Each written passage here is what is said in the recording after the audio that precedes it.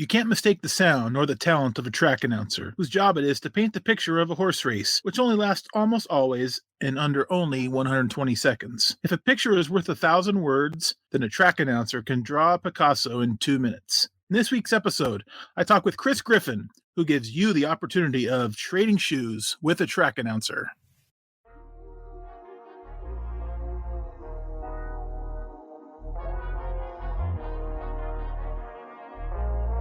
Welcome to the Trading Shoes Podcast, where you get an all-access look behind the scenes of fascinating careers in the sports world from the industry professionals themselves. The Trading Shoes Podcast is a production of Q Time Productions. Here's your host, Bryce Strand.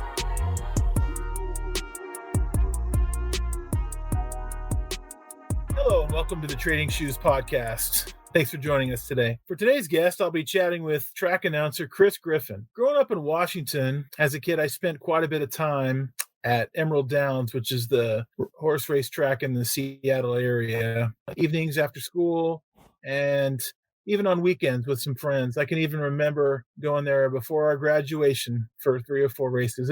You know, the thing that I remember about my trips to Emerald Downs maybe most as part of the environment was the voice of the track announcer. Obviously track announcers typically have a kind of an unmistakable, tone and a very unique method of delivery, and the consistency that they used and how much that really brought to the experience. And, I've been fortunate that through some connections, I've been able to spend some time meeting a few race or track announcers at various tracks around the country.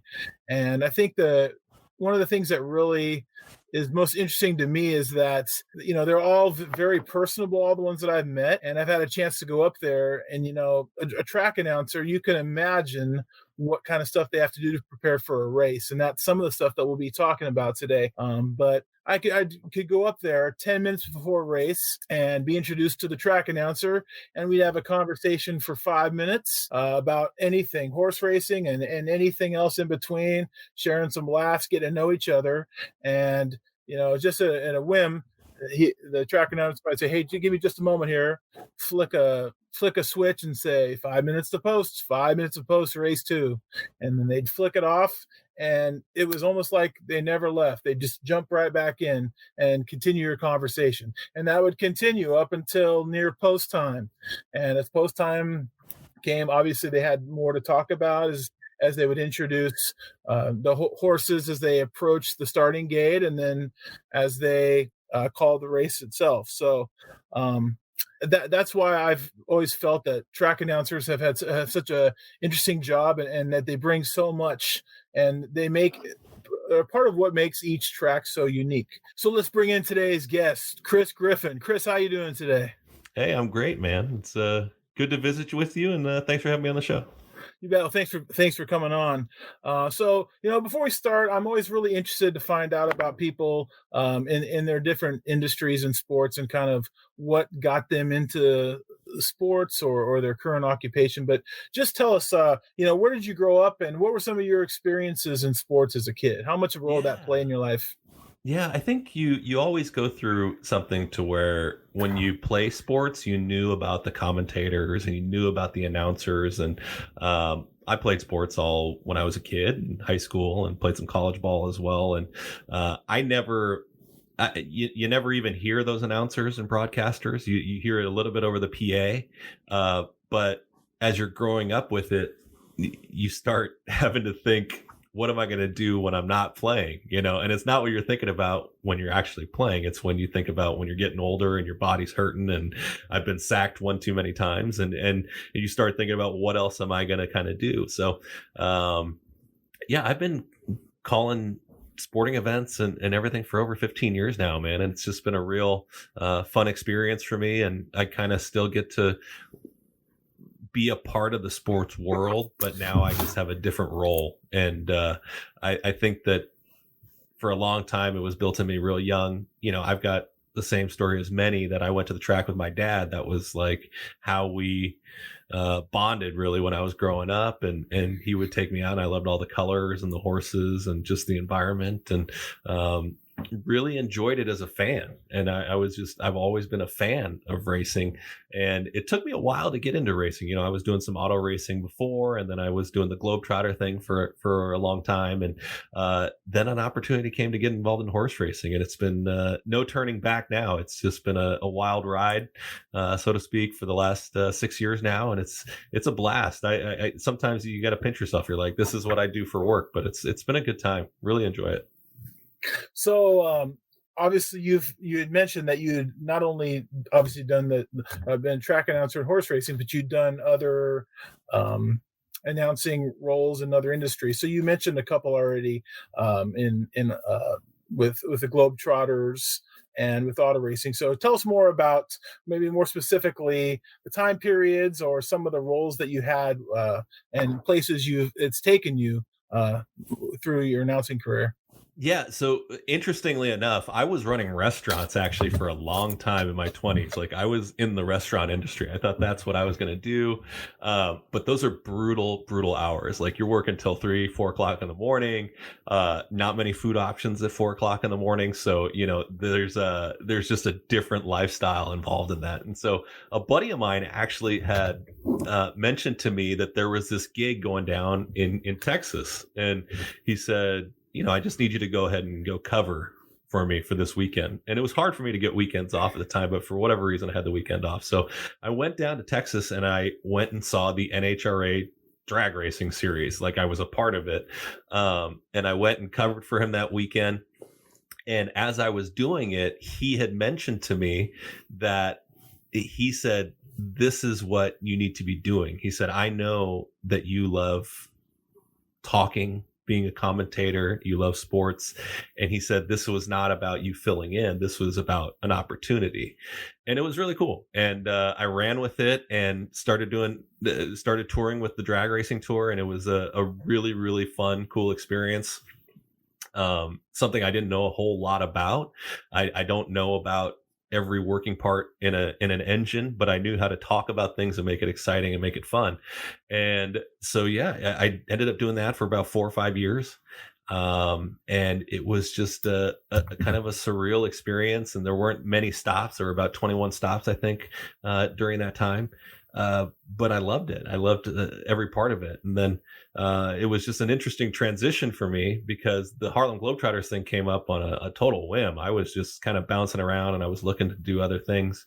And I saw this ad to go audition for an announcer gig. And so it was like American Idol, the show. Like, they had some of the executives. They had all these people that were like a panel. Yeah, and they kept handing you a piece of paper to read. And so, like, they were going through it, and I wasn't the first one, and I was glad because I could kind of take notes. And I was like, I don't want to do it this way. I want to do a little different sound. And they brought in like 30 guys, and I got an opportunity, and they had a whole training camp, and it was all set up. And I ended up doing that for about another 6 years, touring the world, doing shows. It was just to be a part of a brand that's so historical like that, and to be the voice, quote unquote, of the Globetrotters was just a really different experience. And it was different from play-by-play. It was different from just being in the booth and calling some games on the weekend.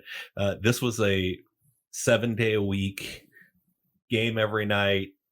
Globetrotters always won for whatever reason. Couldn't figure out why. The Generals just couldn't pull it out sometimes. But there were tougher ways to make a living, I always say, because I got paid to travel to different countries, to travel all over the world. And it was just such an amazing experience and something to be part of that. And it really helped me kind of grow as an announcer. It helped me work on my voice. It helped me work on my techniques. It helped me memorize things. And it was just such a strange transition. And a lot of the opportunities that I have, I don't think any announcer out there is going to tell you that luck is not a factor in getting an opportunity. And you just got to be in the right place at the right time. It sounds so cliche, but there's so many moments there where you meet somebody, or it's just a connection that you have with somebody, and it leads to an opportunity. And I got one opportunity that led to another opportunity and led to another, so it's interesting that I've gotten very lucky in getting gigs and getting opportunities. I've been very, very lucky in my career, and it's just transitioned great. Can I say that drag racing and Globetrotter basketball set me up for horse racing? Probably not. I'm not sure those trades kind of like train you to call live horse races. But it's just been a wild ride. It just really has. And I've called other things too. I've called some volleyball and basketball and done play by play, and there is a thrill to that, but it's just a different kind of excitement. It's a really different feel and transition, and I love it. It's just it's been a blast, and I've seen several parts of the country and gotten opportunities at different racetracks, and it's been crazy. I've been very, very lucky. I got to imagine, talking about the Globetrotters, I'm sure at some point I went to a Globetrotters game or two. And, I think about, you talk about how it was kind of different. And I would think that doing Globetrotters games, you have to be even more of an entertainer. I mean, you're kind of the play-by-play, the MC all in one, and you got to keep the crowd going, right? I mean, there's got to be a lot of that involved.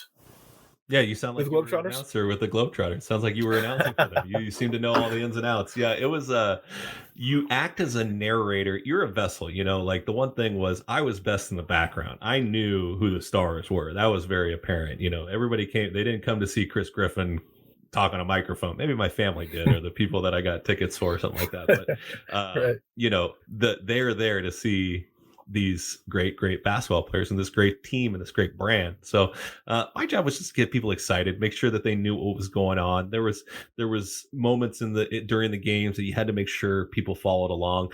But I tell you what, man, there were some really great moments for me, just memorable moments of being able to call, like we did when someone from the military would come back and they do a surprise visit and you get to make the announcement. It's hard to not get choked up when you're making those kinds of announcements, or really feel good stories about different people in the community. And then also celebrities was kind of a cool part, like a lot of celebrities show up. And so I got to, good story, at Madison Square Garden, we did a huge show. We did a huge game there, and there were probably 18,000 people at the time or something like that. It was packed house, packed crowd. And there was a moment in the game that they knew that they were going to pick certain celebrities for certain things to happen during the game. And so they had walked by and saw this gentleman that was sitting in the front row, and they start bringing him up. Well, it happened to be John Bon Jovi. And so they had this whole thing set up where they were going to do, they were going to talk about a few things, but then they told me, they said, hey, you're going to announce John Bon Jovi. Like, you have to announce to the crowd, it's John Bon Jovi. And then you have to play one of his songs. And I was you get so caught up in it, and you're like, this is real life. Like, John Bon Jovi, what announcer is getting an opportunity to announce John Bon Jovi? Well, so I'm getting ready. I'm so excited. I'm like sitting there. I'm ready to call out his name.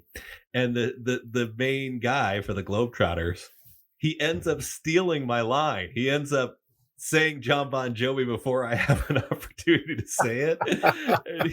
and he took my line in that moment, because he said, it's John Bon Jovi. And like the crowd goes nuts. They're yelling and screaming. He's on the big screen. Like, you could see him right there up there and close. And I was going to sneak it in, man. I was like, I'm going to say John. I don't care if it's like the second yelling of his name, but I'm going to say it. So I did it. And it's just stuff like that that just makes you look back and laugh and think about your career, and like stuff like that. It just doesn't happen to everybody. Very, very lucky to be in a position to even do that. And would I have loved to have been the first one to say John Bon Jovi and gotten that huge pop from the crowd? Of course. But, that was one of those stories that I will always take with me in my career. And it helps you share stories, because we're storytellers. An announcer and somebody that's doing a Globetrotter game especially you're painting the picture for people. I want people that, even if they're not there and they're listening, they know what's going on.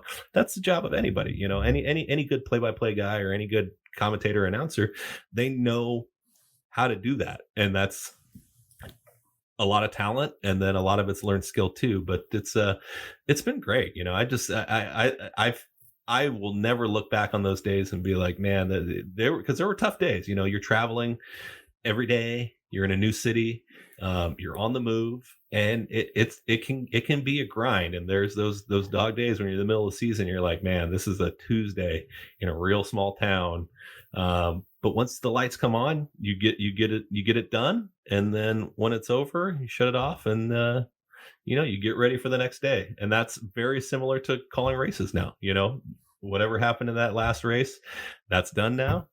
You got a 20-minute gap, and then you go right back into the next one. So with that team and that brand, just being a part of that is something that I will always take with me, and I can write down. And people think it's cool. People still call me like the Globetrotter guy, even though as I call races, they're like, hey, Chris Griffin, he's Globetrotter guy, right? It's like European royalty, like you were the 13th announcer, so you're like, Globetrotter the 13th, of the long lineage of Globetrotter announcers. Exactly. It's like, yeah, I was the greatest voice of the Globetrotters, and they didn't tell that to anybody except for everybody that worked prior to me and everybody that worked after me. So it's pretty funny.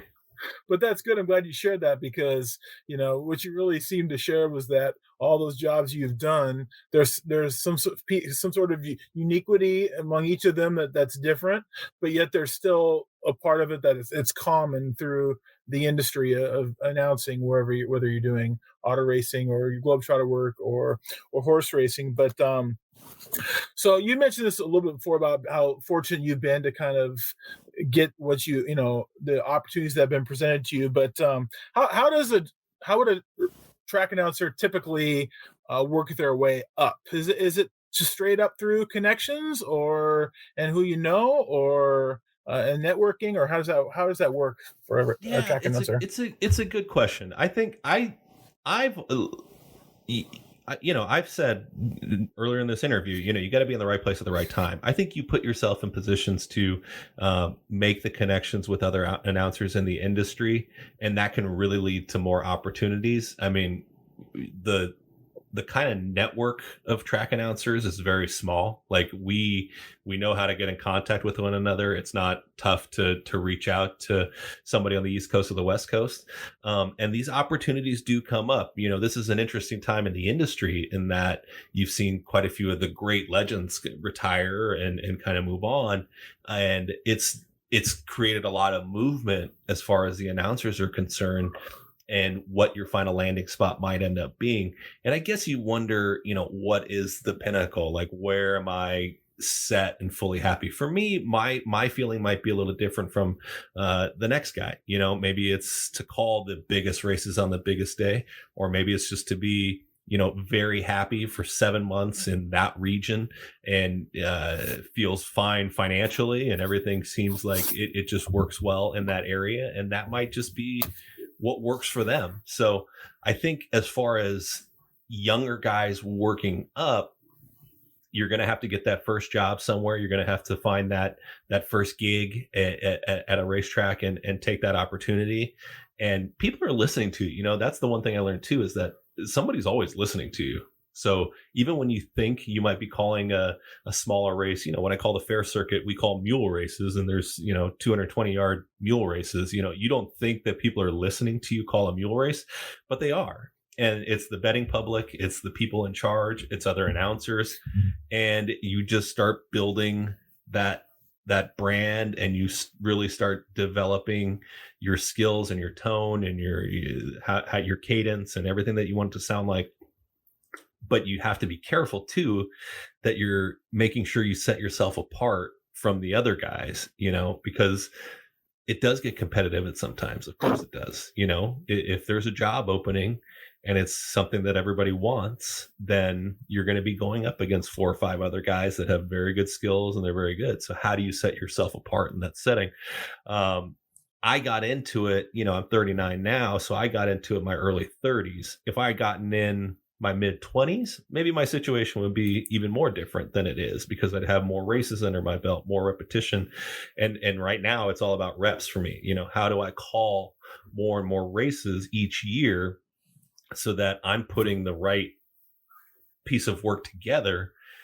And then the opportunities kind of come from that. I feel like if you're putting out good work and you're doing a nice job, then you're going to get more of those people calling and inquiring about you.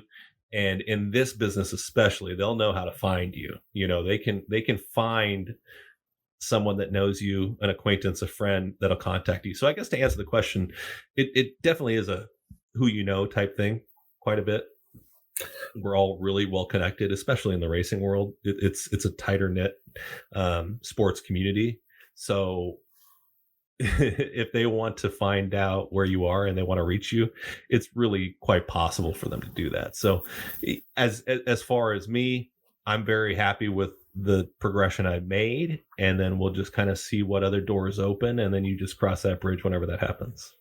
Well, and you've obviously, as you've mentioned, you've done announcing in multiple different sports, but I know within horse racing itself, you've talked about how you've worked at a kind of a variety of tracks. So, first off, tell me about some of the tracks that you've worked at, and then also speak a little bit to kind of maybe the lifestyle that brings for a track announcer who might go to 2 or 3 different tracks a year, whose meets kind of are scheduled as such so you can go from one place and then you can go to take a couple weeks when this next track starts at. So tell us kind of the places that you've been and what that's like as far as the lifestyle that entails to kind of go to 2 or 3 tracks a year.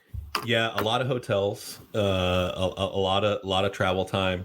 I've been to, so I called in Portland. I called in the Portland area, Portland Meadows. I called there in Oregon. I've called in Florida at Gulfstream Park West, and then I've called in Monmouth Park recently in New Jersey, and been down in Texas. So I've definitely made the round. Spent a lot of time in California. It's where I'm from originally, so that wasn't really much different. But you're usually going to end up in a hotel somewhere that's by the track. You're probably going to be there for a longer period of time, 7 to 8 weeks usually.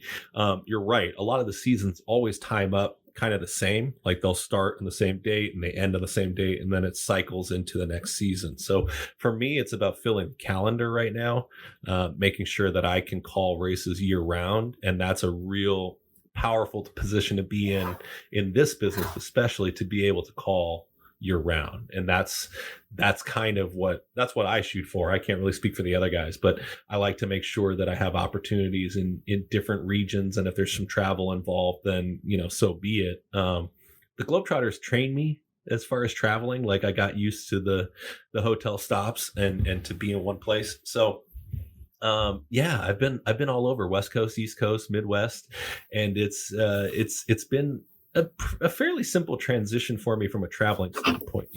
I'm used to being in one spot and doing that. Plus, you do get quite a few off days. Your weekend is a little different in racing. It's usually around a Monday, Tuesday, Wednesday that you're off. So usually people after a Sunday will say, have a good weekend, but your weekend is actually like the start of the week for other people. So so that takes a little bit of getting used to, but for the most part, the traveling has not been too tough for me to adjust and adapt to. Like I've been able to go to those different stops and work it out, and you always got your luggage and the whole ordeal, but once you get the room set at the hotel, then you're good to go. Usually I bring my dog with me, so that adds a little bit more excitement. But yeah, the traveling thing, it comes fairly easy to me, actually, more so than some of the other guys probably. Sure, and like you said, you've kind of been groomed for that with your experience with the Globetrotters. So kind of learned to pack light, I guess, and travel as light as possible. I don't know about that. I don't know if I pack light. I probably pack way too much stuff. I probably have way too many shirts that I don't even need. But always be prepared. You always got to be ready. So sure.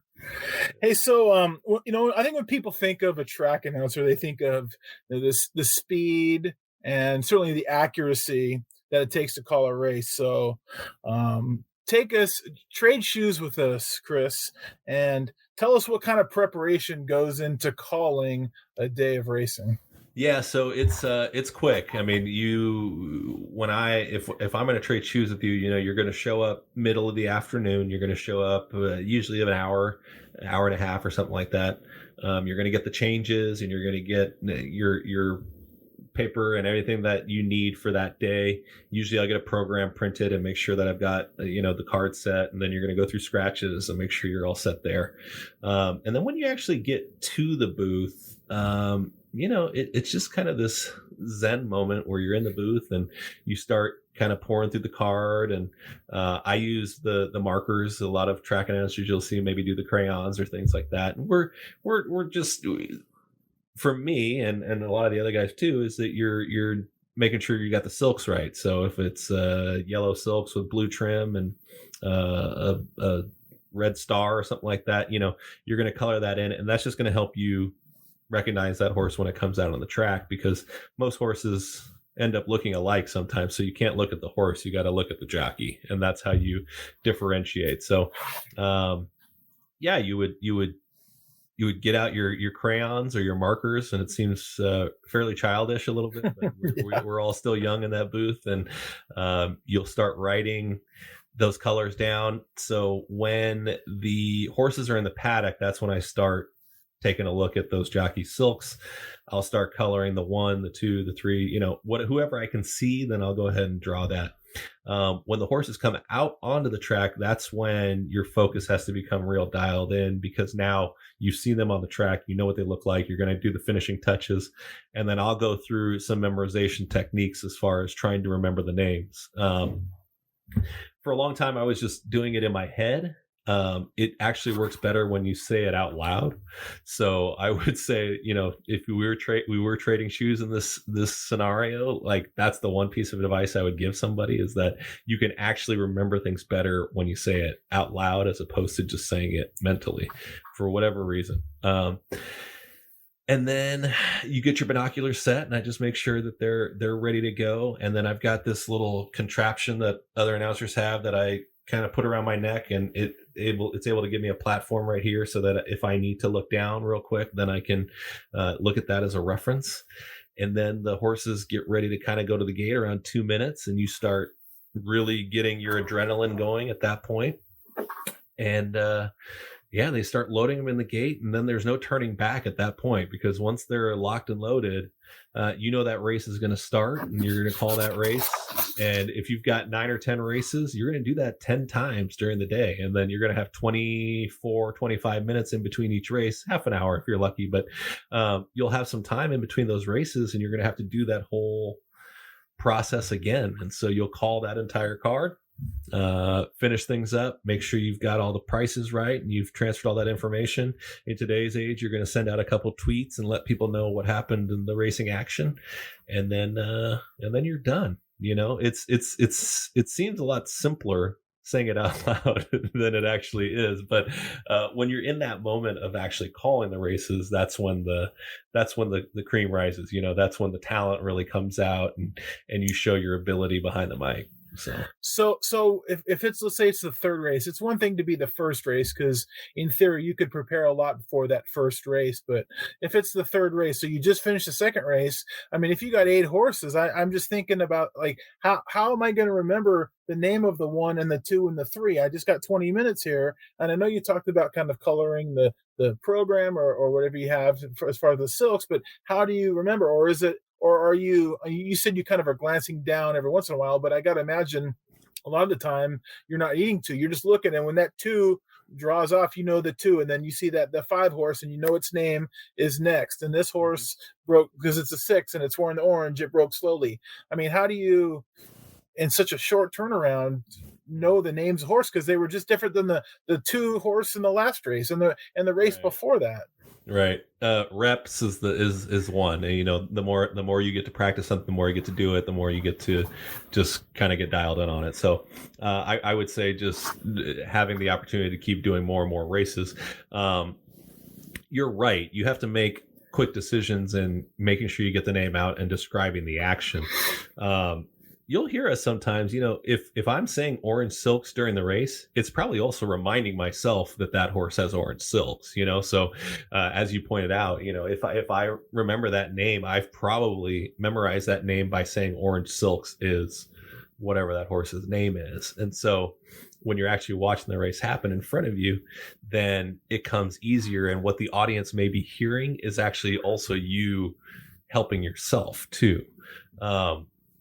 There are some go-to words that we can say, like if we get lost in the course of a race and you want to add something, and we don't I try not to do this too often, but if we're going to say the horses are bunching up on the backstretch or something like that, or they're tightly bunched and they're moving to the half-mile pole, you can say these little phrases that actually help you collect yourself and your thoughts so that you're not rushing. And that's what I get into sometimes too, especially early on in my career, is that you rush. You want to get all the names and make sure the order and da-da-da-da-da-da. But you got to just slow things down and let the race develop the same way as you're watching it. It's the same way that the people are watching it at home or watching it on a trackside. So there are some go-to phrases in there. There's definitely some like things that'll help you out, and it will help you collect yourself and kind of just pull yourself back together and go. You just want to be careful using too many, because then people are confused and lost during the race. And you can only say the leader so many times. If you just keep saying this horse is in the lead, this is the leader, this horse is the leader, it gets way too much. And so you've got to add that kind of symphonic sound to make sure that the race sounds like a composed piece, basically. And hopefully when the race is done, you're really happy with your work and you've called the right horse and you've called the right winner. And it just all comes kind of together, but practice makes perfect. I still make mistakes to this day. Sure. Like anything else. So are there other jobs that you have at a racetrack? Because in my experience, I've known that maybe a track announcer also sets a morning line, and maybe they are on the TV, the in-track TV, talking about what to look for in the next race and how much the pick six is. What other pieces other than just calling a race itself do you do? Yeah, so I've done all those roles. Announcers usually will carry and wear different hats. If you have an opportunity to do some of the marketing side, announcers do become kind of the face of the product sometimes. There's many situations where announcers end up being the first person that somebody wants to talk to. And so if there's a dispute about payouts or there's this or that, I've done morning lines before. We've done seminars. You can do handicapping shows. So yeah, there's definitely a lot of different hats to wear. I like doing a lot of those different jobs because I just think that it puts you in a better place with your employer. It puts you in a better place with the audience. And, if you become the person that people associate with that said track, then as long as you're doing good work, it's all a positive. It's a positive thing. Well, I just want to say, Chris Griffin, thank you so much for your time today. Thank you for trading shoes with us. So our audience gets a chance to see what it's like to be a track announcer, not only the day-to-day life, but also just the lifestyle and all the opportunities that it brings. So, Chris, thank you very much for joining us today. No, thanks so much, Bryce. I appreciate it. That'll do it for episode 1 of the Trading Shoes podcast. Thank you for joining us. Please help us out by subscribing to our podcast on Apple Podcasts or YouTube on the Trading Shoes Sports Podcast channel. Also, a big thank you to Ashley Ryan and Q-Time Productions for their help with today's episode. Until next time, thanks for listening.